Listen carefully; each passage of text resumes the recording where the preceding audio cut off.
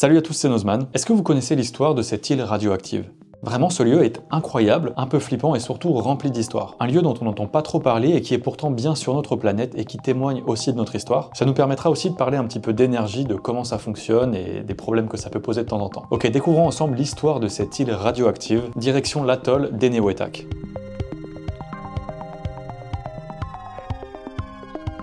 Ok, donc maintenant on va tout droit à Runit, une des 40 îles du récif corallien Enewetak des îles Marshall au beau milieu du Pacifique.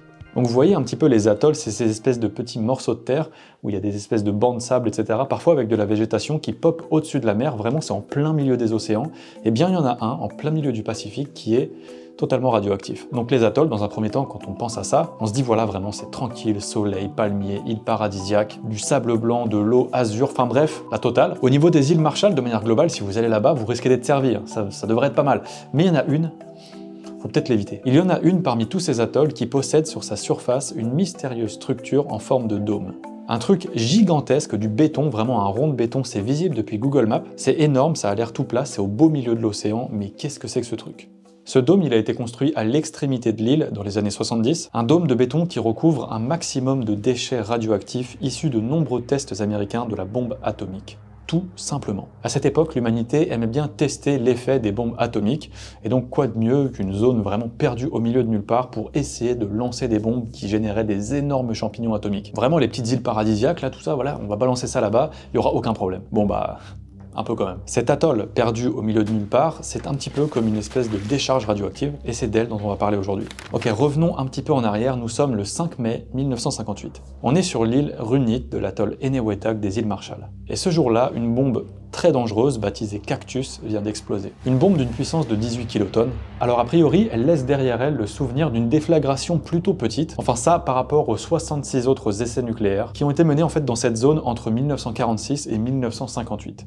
66 essais nucléaires dans cette zone composée d'un maximum d'atolls, de petites îles, de petits îlots. Je sais pas, moi personnellement, ça me fait trop flipper de me dire qu'au milieu de l'océan, il y a eu un maximum de bombardements comme ça, et qu'aujourd'hui, on a un petit peu les vestiges de ces trucs-là dans un sarcophage en béton. Donc revenons à cette bombe tout de même, Cactus, ce qu'elle laisse derrière elle, c'est un cratère. Mais un cratère assez particulier puisqu'il s'agira en fait du cratère qui servira à cette fameuse décharge radioactive. Matériel militaire, ferraille et bien sûr une bonne couche de sol contaminé. Tout ça en les recouvrant de béton pour les protéger de l'érosion.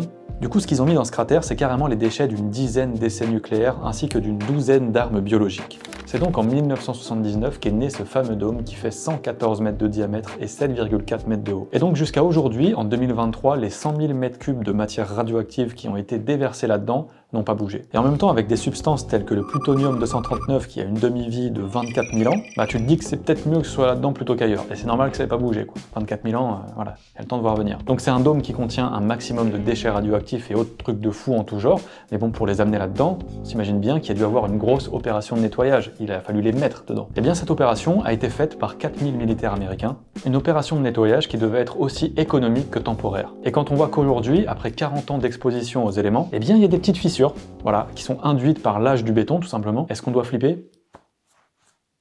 Oui. J'ai vu quelques news tourner il y a pas longtemps sur cet atoll justement parce que la durabilité de ce fameux dôme elle pose un problème. En fait, à cause des coûts que ça engendrait, la création de ce dôme et surtout toute l'opération de nettoyage, etc., eh bien le sol du cratère, lui, a pas eu le droit à sa couche de béton. Donc le dessus, celui qu'on voit sur Google Maps, c'est du béton, mais en dessous, il n'y a rien, c'est la terre. Ça fait vraiment flipper quand on imagine ça, les déchets radioactifs et tout ça, à même le sol. 40 piscines olympiques de déchets radioactifs qui reposent sur la trace laissée par une bombe atomique. Et sachez-le, en fait, le plus gros problème, c'est que ce sol, en fait, il est juste perméable. Une idée pas ouf du coup a priori à la base, parce qu'avec la montée des eaux dans les îles Marshall, une invasion provoquée par le réchauffement climatique qui pourrait juste participer à sa destruction.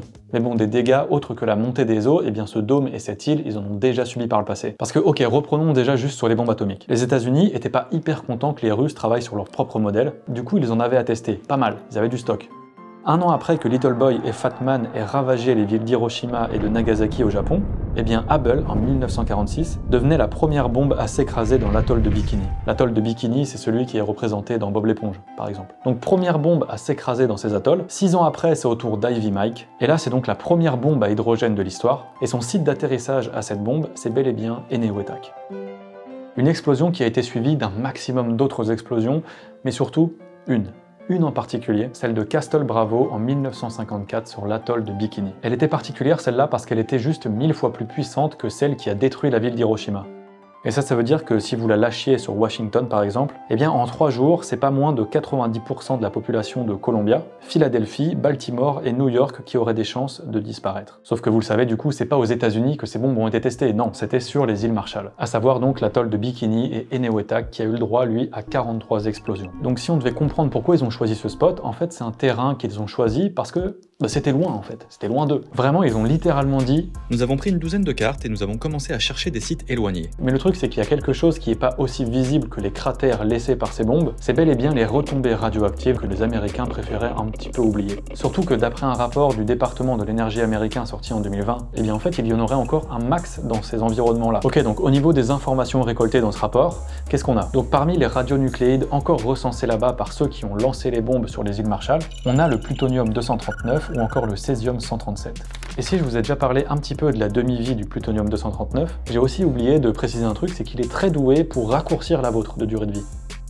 Ouais, en fait, il est capable de provoquer des cancers par simple inhalation. D'ailleurs, c'est un talent que n'a pas du tout besoin de lui envier le césium-137, car à forte dose interne, lui, c'est un ticket gagnant pour des problèmes au niveau de votre production sanguine, des effets hépatotoxiques ou encore des affections rénales.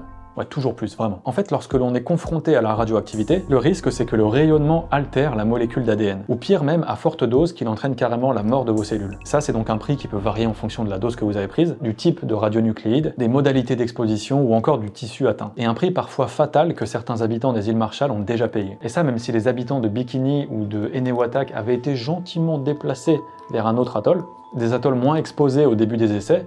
T'imagines vraiment, c'est fou, il y a des gens qui habitent là, et il y a d'autres gens qui arrivent et qui leur disent « Alors, juste dégagez de chez vous, allez plus loin, parce qu'on va tout faire péter ici. » C'est dingue, vraiment c'est horrible quoi. En fait, si vous voulez, chez les Marshallais, l'empoisonnement aux radiations, les malformations congénitales, le cancer de la thyroïde, la leucémie ou encore un max d'autres cancers ont juste augmenté dans les années qui ont suivi les tests. Donc c'était sympa de les déplacer, mais bon voilà quand même quoi. Et d'ailleurs, encore en 2019, eh bien, des patients atteints de cancer continuaient à se présenter tous les 2 jours au tribunal des réclamations nucléaires. Un phénomène qui a de quoi vraiment faire flipper dans l'atoll d'Enewetak où un dôme en béton bourré de déchets atomiques a commencé à se fissurer. Ça, même si d'après les données individuelles recensées par les Américains, les habitants d'Enewetak ne seraient désormais plus exposés à des niveaux de contamination préoccupants pour la santé humaine. Voilà, je dis ça. Et en même temps, 65 ans après la fin des essais, seulement 3 des 40 îles de l'atoll d'Enewetak ont été qualifiées de sûres pour l'habitation humaine. 3 sur 40, ils ont bien tout pété quand même. L'île de Runi, sur laquelle il y a ce fameux dôme en béton, il fait bien sûr pas partie de cette liste, ce serait bizarre quand même. A priori, le fait qu'elle soit inhabitée, celle-ci, c'est plutôt une bonne nouvelle. Tout simplement car en juillet 2019, une équipe de scientifiques de l'université de Columbia s'est penchée sur son niveau de rayonnement. Bilan, les sols à proximité des sites de la fusion de Tchernobyl et de Fukushima, comparés au niveau de rayonnement du dôme, c'est que dalle. D'ailleurs, c'est pas parce que la végétation et les broussailles ont commencé à recouvrir le dôme que tout son pourtour a été épargné. Car vous en doutez, tout autour de la structure, le sol, là aussi, est extrêmement contaminé. Et le pire, c'est qu'à cause de la mer qui s'y est infiltrée depuis pas mal d'années maintenant, le dôme, il a aussi commencé à avoir des fuites. Et ça veut dire que pendant qu'on discute tranquillement, eh bien, il y a un échange de matière entre l'eau du lagon et l'intérieur du dôme, tranquillement, voilà. Ça fait flipper quand même. Une situation qui risque pas vraiment de s'améliorer a priori, car depuis 1993, c'est 7 mm que gagne le niveau de l'eau dans le lagon chaque année. Mais d'après le rapport du gouvernement américain, ce problème de fuite n'en serait pas vraiment un. Car ok, des études ont montré qu'il y avait des niveaux de contamination radioactive élevés dans les fruits de mer des environs, mais dans les faits, il n'existe pas de preuve que cette poubelle nucléaire géante en plein air et en pleine mer n'en soit la première responsable. La raison, c'est que par rapport aux retombées déjà présentes dans l'environnement dues aux retombées radioactives, ces fuites pourraient en fait n'être qu'une source de radioactivité relativement faible. Par exemple, notre fameux plutonium. Lui, ce ne serait pas à cause des fuites qu'il serait parvenu à atteindre des niveaux élevés dans les eaux de la lagune. Non, selon les analyses isotopiques américaines, le coupable serait plutôt la dissolution des sources sédimentaires de plutonium dans l'eau de mer. Donc en gros, là, ce qu'il faut comprendre, c'est que l'environnement là-bas, il serait déjà tellement pourri que des fuites générées par le dôme seraient je cite, un impact négligeable sur l'environnement marin au sens large. Et le pire, c'est que d'après les déclarations de 2 experts américains, il se pourrait qu'ils aient bien raison. C'est triste, parce que fuite ou pas, l'environnement là-bas, il est éclaté, quoi. Du coup, s'ils ont raison, est-ce que c'est bon? Est-ce qu'on peut souffler? Est-ce qu'on peut ne pas craindre une rupture du dôme et voilà, être tranquille? Eh ben non.